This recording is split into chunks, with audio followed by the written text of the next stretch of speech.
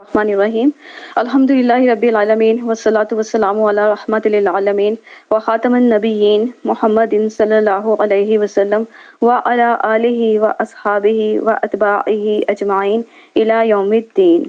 ما کان محمد ابا احد من رجالکم ولکن رسول اللہ وخاتم النبیین قال النبی صلی اللہ علیہ وسلم انا خاتم النبیین لا نبی بعدی یا ایہا الناس ان ربکم واحد وآباکم واحد ودینکم واحد ونبیکم واحد لا نبی بعدی۔ سامعین کرام، جیسا کہ آپ لوگوں کو معلوم ہے کہ ہماری ریگولر سپیسز ہیں ختم نبوت کے حوالے سے، جس میں ہم آپ کو تحفظ ختم نبوت صلی اللہ علیہ وسلم کے بارے میں آگاہی دے چکے ہیں اور درجہ بدرجہ دیتے رہتے ہیں۔ ہمارے جو آنے والے جو عنوانات ہیں وہ اس میں جو ہے ہم قادیانیت کے بارے میں بات کر رہے ہیں، جس میں جو یہ قادیانیت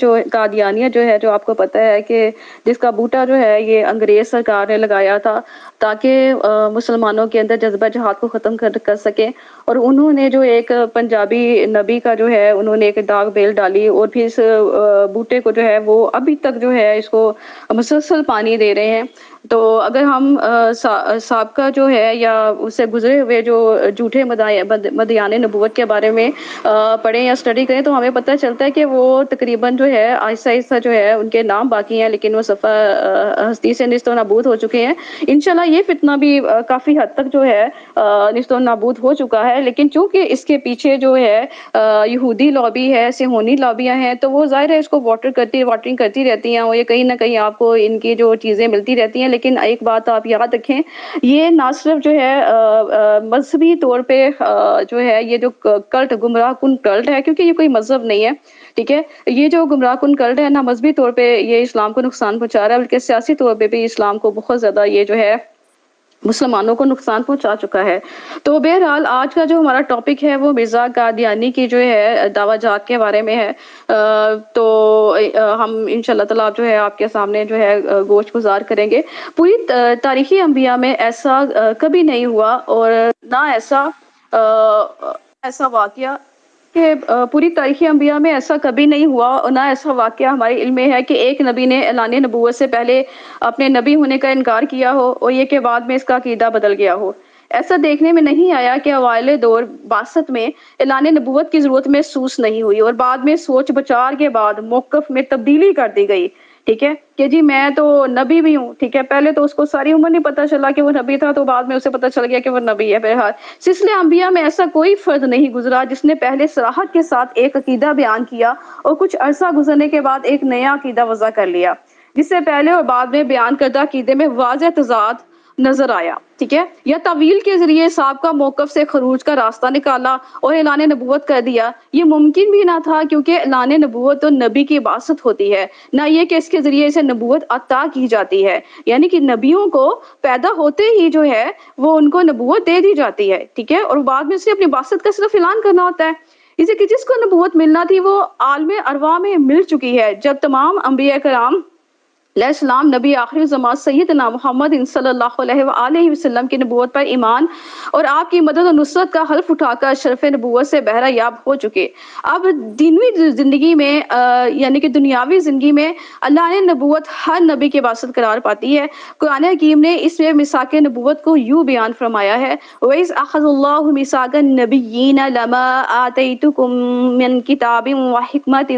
ثُمَّ جَاءَكُمْ رَسُولٌ مُّصَدِّقٌ لِّمَا مَعَكُمْ لَتُؤْمِنُنَّ بِهِ وَلَتَنصُرُنَّهُ قَالَ أَأَقْرَرْتُمْ وَأَخَذْتُمْ عَلَىٰ ذَٰلِكُمْ إِصْرِي قَالُوا أَقْرَرْنَا قَالَ فَاشْهَدُوا وَأَنَا مَعَكُمْ مِنَ الشَّاهِدِينَ۔ اور اے محبوب صلی اللہ علیہ وسلم وہ وقت یاد کریں جب اللہ نے انبیاء سے پختہ عہد لیا کہ جب میں تمہیں کتاب اور حکمت عطا کر دوں، پھر تمہارے پاس وہ سب پر عظمت والا رسول صلی اللہ علیہ وسلم تشریف لائے جو ان کتابوں کی تصدیق فرمانے والا ہو جو تمہارے ساتھ ہوں گی، تو ضرور بے ضرور ان پر ایمان لاؤ گے اور ضرور بے ضرور ان کی مدد کرو گے۔ فرمایا کیا تم نے اقرار کیا اور اس شرط پر میرا بھاری عہد مضبوطی سے تھام لیا؟ سب نے عرض کیا ہم نے اقرار کر لیا۔ فرمایا کیا کہ تم گواہ ہو جاؤ اور میں بھی تمہارے ساتھ گواہوں میں سے ہوں۔ یعنی کہ جتنے بھی پیغمبر گزر چکے ہیں، جتنے بھی پیغمبر آقا کریم صلی اللہ علیہ وسلم سے پہلے ہیں، ان سے اللہ تعالیٰ نے جو ہے ایک میثاق لیا، اور نبیوں کا میثاق جسے کہا جاتا ہے، اور ان سے کہا گیا کہ جب آخری نبی صلی اللہ علیہ وسلم تم میں آئیں گے تو تمہیں ہر صورت جو ہے ان کا ساتھ دینا ہوگا اور ان کی مدد کرنی ہوگی۔ انہوں نے کہا ہاں جی جی ہم ضرور کریں گے، ٹھیک ہے۔ اور اللہ تعالیٰ نے ان کو بھی گواہ بنا لیا، خود کو بھی گواہ بنا لیا، ٹھیک ہے۔ ہر نبی کو اس میثاق کے تحت عالم ارواح میں ہی نبوت عطا کر دی گئی، ٹھیک ہے، لہٰذا وہ عالم اجسام میں آنے سے قبل ہی نبی ہوتا ہے۔ وہ عالم ارواح میں بھی نبی، وہ دنیا میں آنے سے پہلے بھی نبی، اور دنیا میں آنے کے بعد بھی نبی۔ وہ روح میں بھی نبی، وہ جسم میں بھی نبی۔ وہ جو بات کرے گا وہ یعنی کہ اس کو پتہ ہوگا کہ وہ دنیا میں بھی اگر وہ دنیا میں نبوت کا دعویٰ کرے تو اس سے پتہ ہے کہ وہ روحانی طور پہ یا اس کی جو روح ہے وہ پہلے سے ہی اس بات کا اقرار کر چکی ہے، ٹھیک ہے۔ البتہ انسانی اور بشری زندگی میں اعلان نبوت کا ایک وقت مقرر ہوتا ہے جس کو بعثت کہتے ہیں۔ ایسا ممکن نہیں ہے کوئی انسان اپنی عمر کے ابتدائی دور میں تو نبی نہ ہو مگر بعد میں اسے اچانک نبوت دے دی جائے، یہ قانون قدرت کے خلاف ہے۔ نبوت ایک وہبی استعداد ہے جو ہر نبی کو پیدائشی طور پر ودیعت کر دی جاتی ہے، اس میں کسی کے کسب و کمال کا سرے سے دخل نہیں ہوتا، ہر نبی بچپن سے ہی نبی ہوتا ہے۔ اس کا ثبوت قرآن پاک کی آیات میں جیسا کہ وَلَقَدْ أَرْسَلْنَا نُوحًا وَإِبْرَاهِيمَ وَجَعَلْنَا فِي ذُرِّيَّتِهِمَا النُّبُوَّةَ وَالْكِتَابَ، اور بے شک ہم نے نوح اور ابراہیم علیہ السلام کو بھیجا اور ہم نے دونوں کی اولاد میں رسالت اور کتاب مقرر فرما دی۔ دوسری آیت کریمہ وَوَهَبْنَا لَهُ إِسْحَاقَ وَيَعْقُوبَ وَجَعَلْنَا فِي ذُرِّيَّتِهِ النُّبُوَّةَ وَالْكِتَابَ، اور ہم نے انہیں اسحاق اور یعقوب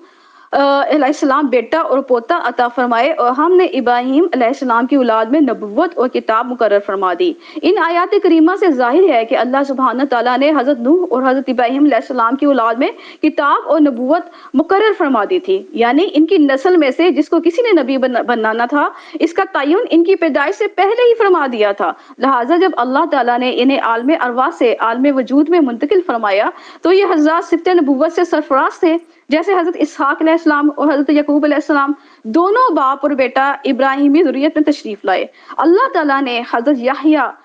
کے بچپن ہی سے نبی ہونے کا اعلان فرما دیا۔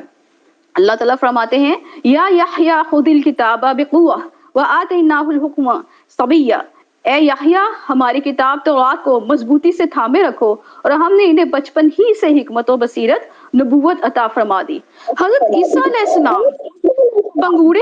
میں ہی نبی ہونے کا اعلان فرما دیا،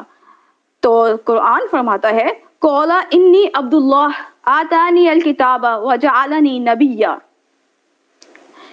بچہ خود بول پڑا، بھئی یہاں پہ بچہ خود بول رہا ہے، پنگوڑے میں موجود بچہ، ٹھیک ہے، بے شک میں اللہ کا بندہ ہوں، اس نے مجھے کتاب عطا فرمائی اور مجھے نبی بنایا ہے۔ اگرچہ ہر نبی کی بعثت مقررہ وقت پہ ہوتی ہے مگر کبھی پنگوڑے میں بھی اعلان کرنا پڑتا ہے، کیونکہ مجھے اللہ سبحانہ وتعالیٰ نے نبی بنایا ہے، جیسے حضرت عیسیٰ ابن مریم علیہ السلام نے پنگوڑے میں اپنی نبوت کا اعلان کر دیا۔ وہ ایسا نہ کرتے اگر ان کی ولادت عام طریقے سے ہوئی ہوتی اور ان کی والدہ ماجدہ حضرت مریم علیہ السلام پر تہمت نہ لگی ہوتی۔ یہ تہمت صرف ان کی ذات پر نہیں بلکہ معاذ اللہ ان کی آغوش میں موجود نو مولود کے تولد پر ناجائز ہونے کا الزام تھا۔ اس سے نہ صرف آپ علیہ السلام کی ذات کی پاکیزگی اور طہارت پر حرف آتا تھا بلکہ اس کا معنی و مراد یہ تھا کہ یہ ناجائز مولود ہے۔ یہ اللہ تعالیٰ کو کب منظور ہوتا کہ اس کی نبی کی سیرت کا جو تقدس و احترام بچپن سے ملحوظ رکھا جانا ضروری ہے اس پر لوگوں کی انگلیاں اٹھے، اس لیے پنگوڑے میں ہی اس کا اعلان کرنا پڑا۔ تاہم اس کا مطلب یہ نہیں کہ صرف وہی پنگوڑے میں نبی تھے اور باقی سب نہیں تھے، نبی تو سارے ہی پیدائشی تھے، مگر ان کو پیدائش کے وقت سے اپنی نبوت کے اعلان کی ضرورت پیش آئی اور نہ باری تعالیٰ کی طرف سے حکم ہوا۔ وہ اپنے زمانہ بعثت میں ہی اعلان نبوت کرتے رہے، چونکہ نفس قرآنی کی روح سے نبوت پیدائشی ہوتی ہے، اس لیے تاریخ انبیاء میں اعلان نبوت سے قبل کسی نبی کا عقیدہ اور عمل اس قسم کا نہیں رہا کہ اعلان نبوت کے بعد اس میں کوئی تضاد واقع ہو گیا ہو، یعنی کہ انہوں نے پہلے تو کوئی اور اپنے بارے میں انہوں نے کوئی کہا ہو کہ ہم یہ ہیں ہم وہ ہیں، اور بعد میں انہوں نے نبوت کی نہیں، انہوں نے جب بھی انہوں نے کیا انہوں نے ڈائریکٹ جو ہے نبوت کا دعویٰ ہی کیا، اور ان کا بچپن سے لے کے جوانی تک جو ہے جو उनकी हरकत व सकनात हैं, वो उस चीज़ पे सादिक रही हैं कि ये जो शख्स है, ये जो पाकीज़ा माशाअल्लाह जिस्म है, ये जो पाकीज़ा शख्सियत है तो ये नबी है, ठीक है? इसलिए हमने इससे पहले जो अगर आप हमारे सेशन देखें जो रिकॉर्डेड हैं, उसमें हमने मिर्ज़ा कादियानी के बचपन से लेकर, जवानी से लेकर जो उसके तौर तरीके रहे हैं, वो आपसे शेयर करते रहे हैं और आप समझ सकते हैं कि क्या ऐसा शख्स जो है वो एक शरीफ आदमी तो दरकरार क्या नबी होना भी हो सकता है। बहरहाल आज का हमारा टॉपिक जो है उससे फिर हम हट जाएँगे। बहरहाल यानी कि हम ये कहना चाह रहे हैं कि जो नबी का अकीदा और अमल है, दोनों में ना एक तसलसल कार फरमा होता है, ठीक है? जिससे कभी इन्हिराफ नहीं हो सकता। ठीक है, इसमें कभी तहरीफ नहीं हो सकती। इसकी नबूवत और रसालत की ना एक सदाकत की ये सबसे बड़ी दलील होती है और यही वो दलील होती है कि जैसे आका करीम सल्लल्लाहु अलैहि वसल्लम ऐलान बअसत के वक़्त ऐलान फरमाया तो उन्होंने जिसको कुरान हकीम ने फरमाया फ़क़द लबिस्तु फ़ीकुम उमरन मिन क़ब्लि अफ़ला ताक़िलून। सूरह यूनुस की आयत है जी। बेशक मैं इस कुरान के उतरने से कबल भी तुम्हारे अंदर उम्र का एक हिस्सा बसर कर चुका हूँ, सो क्या तुम अक्ल नहीं रखते?